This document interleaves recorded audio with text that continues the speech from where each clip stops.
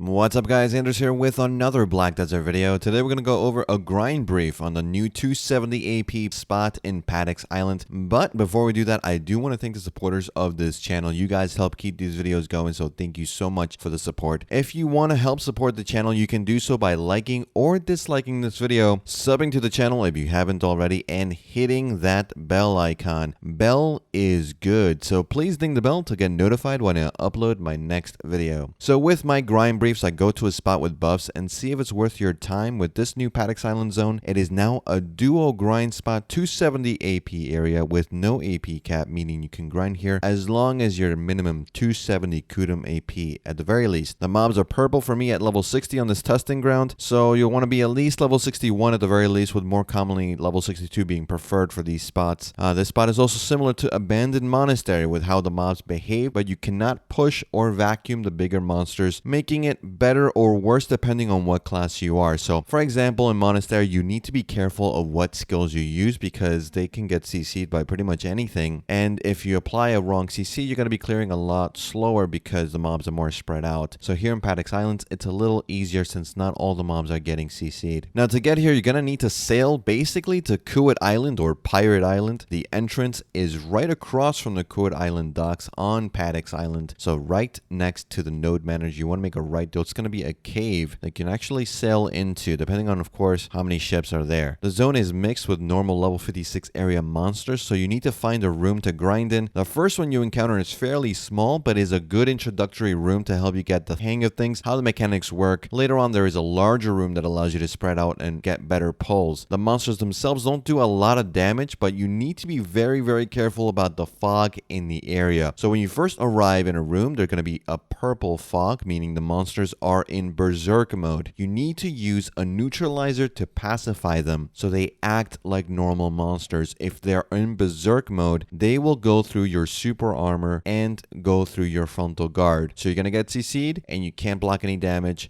and you're probably going to die. So you want to use a neutralizer. You know the neutralizer is working when the fog turns blue. The neutralizers can be bought straight up for 3 million silver from the Kuwait Island goods vendor, or you can also buy the Loa flower for 1.2 million silver from that same vendor if you have some highly concentrated herbal juice, fire horns, and trace of despair to combine them with that Loa flower into that neutralizer. The neutralizer lasts about 20 minutes from my testing, though it says the duration is random. 15 to 20 minutes for 3 million silver each is not bad since there are two of you grinding. When you use the neutralizer, you have a chance to also spawn snakes that can drop the rare drop in this zone, the Ethereal earring. It's an evasion heavy earring that gives 17 DP at 10 with 27 evasion, 4 damage reduction, and 10 accuracy. And this is a DP build specific item, so we'll see how prices remain for that item. They should stay high since there are not many ways to get this item outside of the zone, and the pricing on it is a little tricky, so I'm going to set it at 150 million silver, which I think is a more realistic price for an item like this. Now, trash loot is worth 15,000 silver, just like Abandoned Monastery. It drops 1 to 3 normally without any loot scroll. The other drops include black stones, trade coins worth around 43,000 silver each at base distance, blue coral earrings, and Loa flowers in case you run out. You can also get the black spirit claws as well. You want to use the Padix Island node to invest energy if you want to invest in this area. As far as money per hour, we received 305 million per hour, effectively about 152 million per the time that we were there. A very inefficient grind, by the way, since we were testing and checking out the different areas, learning the rotations, and we tried 2 rooms at the same time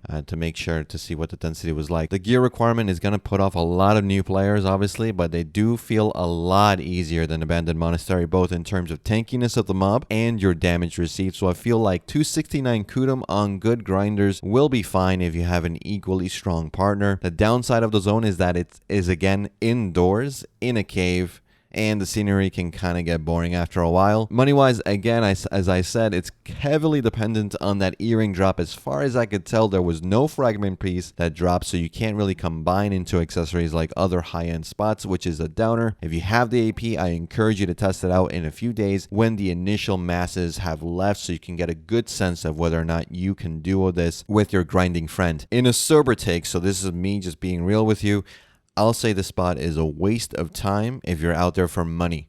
Stars End in NA and EU servers just far surpasses it and requires no sailing to get to. The duo grind mechanic doesn't really save it all that much in my opinion, because you can just have that friend that you want to grind with on cliff rotation while you're on main rotation in Star's End, and you're still able to defend each other if you need to. If you're out there for something different and more chill, then Padix Island is a good alternative to Abandoned Monastery if you're struggling there. If you're looking to boost a friend, you're going to have to be very, very strong yourself, above 281 Kudum, I think, and maybe a Guardian to really take advantage of the place. Otherwise, you're both going to be making very little money. And that's pretty much it for this video, guys. Interesting spot, a lot better than my first impressions, and a very chill grind, I have to say. What do you think of the new area? Will you be grinding for the DP earring? Let me know in the comments. And as always, guys, thanks again for watching. Thanks for listening. I'll see you all in the next one. Take care.